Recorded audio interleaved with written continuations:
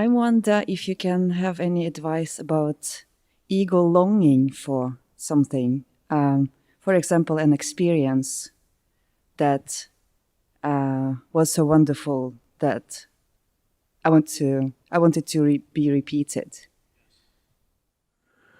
It could even be a spiritual experience. It's not uncommon for people who have had, and then 10 years ago I had this great meditative experience, and ever since I've been trying to get back there, and Yeah, something like that. For example. Is it, in your case, is it one particular thing especially, or is it something that happens frequently, thinking back on wanting to experience? Or is it something that you want to mention, to tell us what it is, or would you prefer not to say what it is? Yeah, of course I can be open. It's spending time together with a particular person. And it's wonderful. And I do realize that ego wants more, and it's never enough. And I do see it's kind of insane. And that person is no longer in your life? Yeah, he is in my life. Oh, but why don't you spend time now with him? Because I do realize that he's another human being, and he might want something else. And it feels not healthy to have this desire to be with that person all the time. I would like to have my freedom too. So you are in a relationship with that person, but you're not living together. Yes. Right. And you want to spend more time. Yes. But he wants to have his freedom. I guess. Yeah. It's good sometimes to know a few details of the question, because that can be helpful.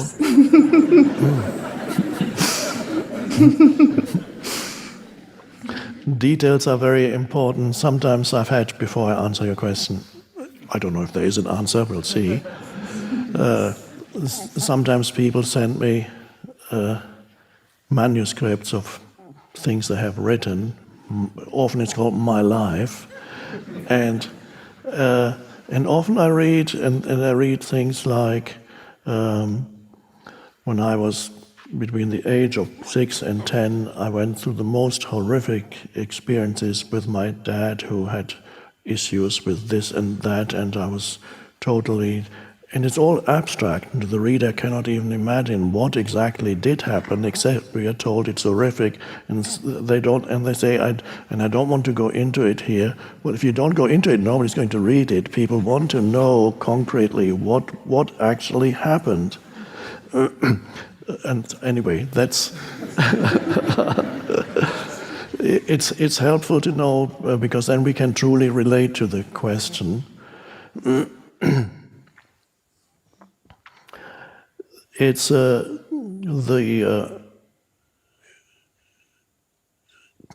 important thing is to become more comfortable with yourself and spending time with yourself. Now, in order to become more comfortable with that, you have to go more deeply into yourself, where what I sometimes call, I haven't used this term here so far, but recently have been using it occasionally, what I call the deep I, not this I, the first person singular I, the deep I as opposed to the surface I. The surface I is, of course, the egoic identity, the things that normally people refer to when they use the word I. They refer to me and my story and my needs and my desires and my anxieties and my ambitions. That's I, and I call that the surface I, that is identified with forms and feels certain needs, continuous needs, and the surface I lives in a state of frequent and in cases, or many cases, permanent state of unease at best. unease, not completely satisfied, except briefly, just after a great meal with 2 glasses of wine.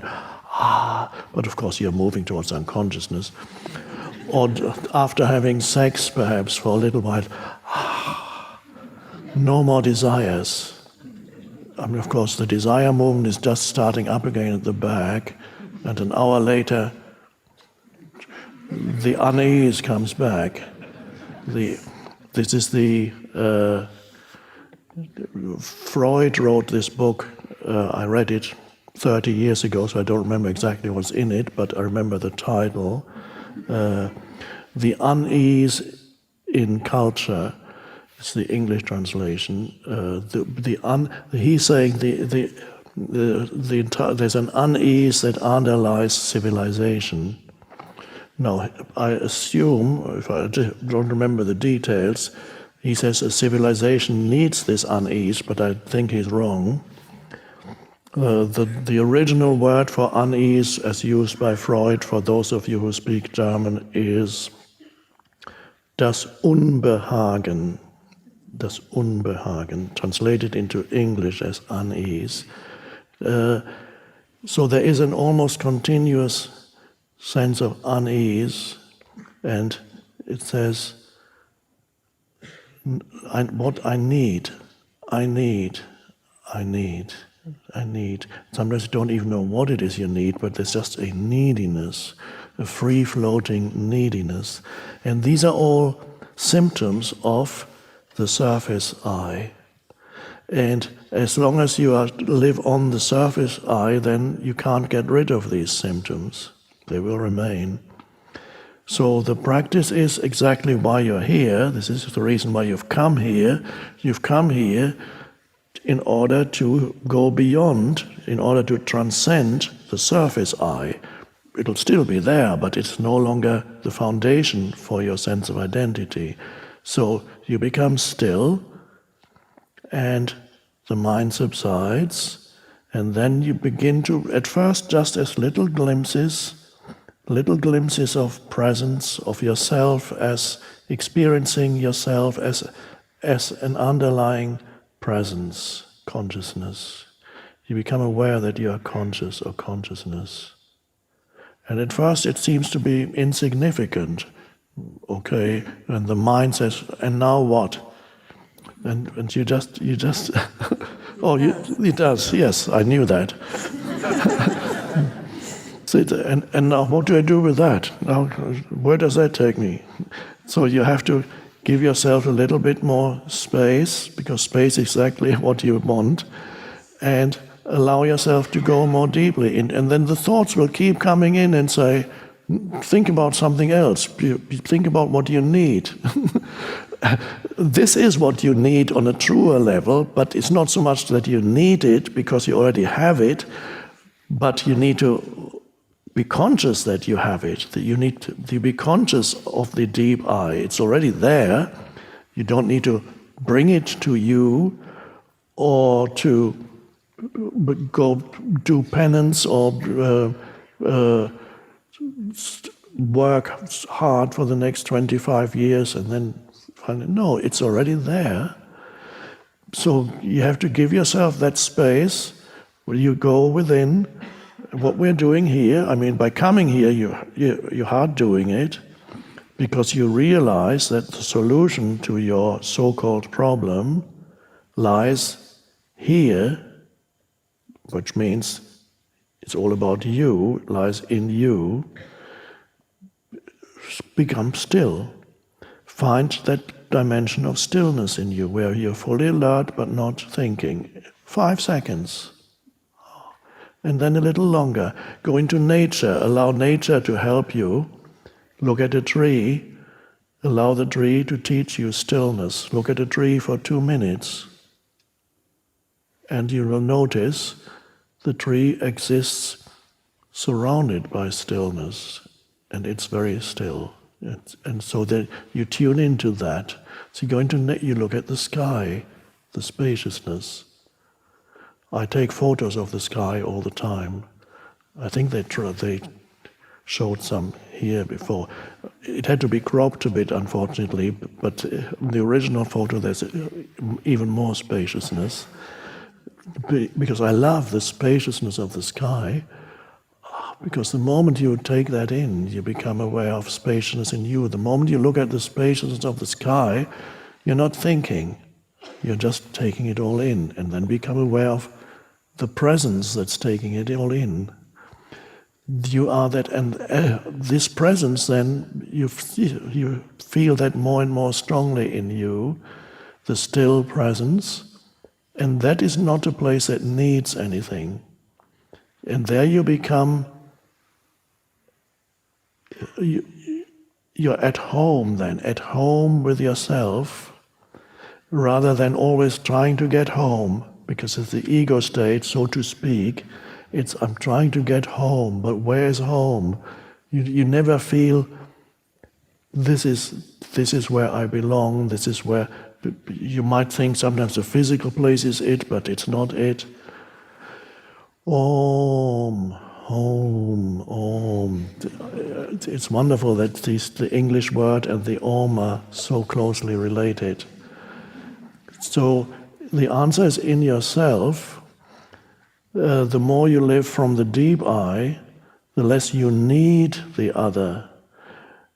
But that also means the more deeply you can relate to the other, because then you can relate to the other no longer through your neediness, but through your aliveness, through your inner peace, and you can share that with the other.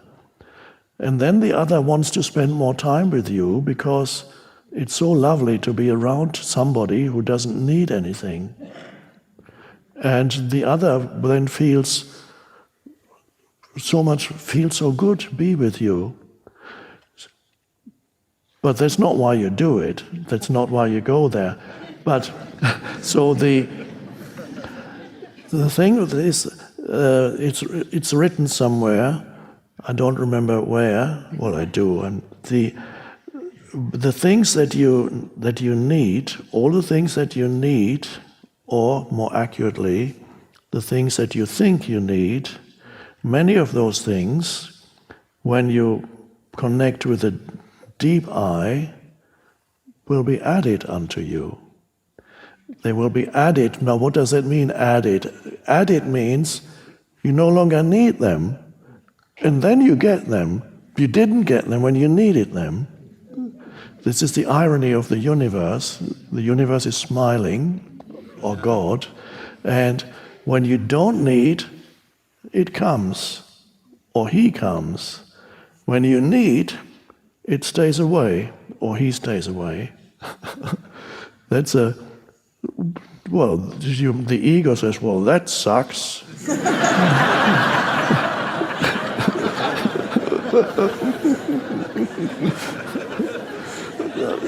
And another story, what happened to me is in my 20s, when the ego was growing and growing and growing, and I was becoming more and more unhappy, if I had gone to a psychic, and the psychic had said to me, you will become a great spiritual teacher, the ego would have said, wow, this is so great, wonderful, I'll be a great spiritual teacher. It would have been very elated. But if it had been a good psychic, he or she would have added, but you have to die first. You have to die to the illusory self, and then, yes, it may be satisfying when you're a great spiritual teacher, but you don't even think of yourself as a great spiritual teacher, and you do not regard it as a personal satisfaction. There is something satisfying there, but not a personal, like, I did something. And if the psyche had predicted that, the ego would have said, I'm not sure if I want it anymore.